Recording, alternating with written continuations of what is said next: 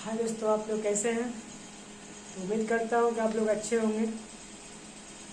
और ये मेरा भाई सेटअप है जो कि ज़्यादा बड़ा नहीं है। यूएसएस में काम करता हूँ अभी।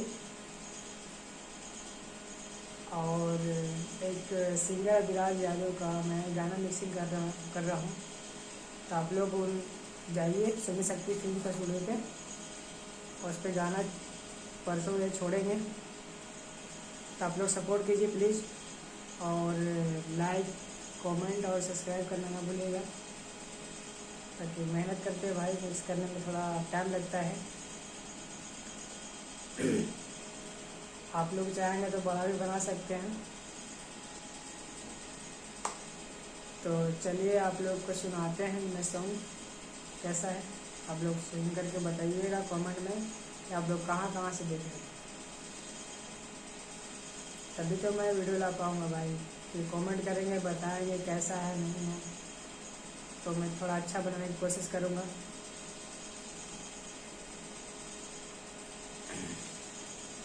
कभी कभी लाइट चला जाता तो माफ़ कीजिएगा। तो चलिए सुनाते हैं, डेस्कटॉप पे चलते हैं।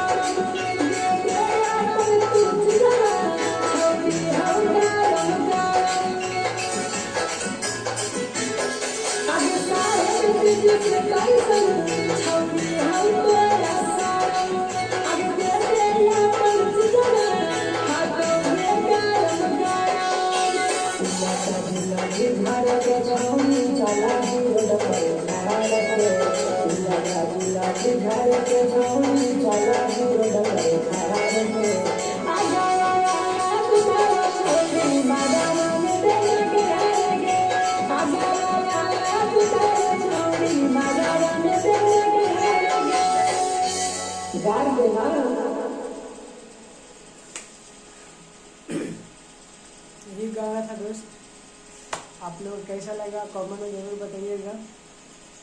और मैं एक दिन बीच करके लाता हूँ वीडियो भाई, तो आप माफ़ कीजिएगा, अभी थोड़ा सा काम में थोड़ा बिजी ज़्यादा है।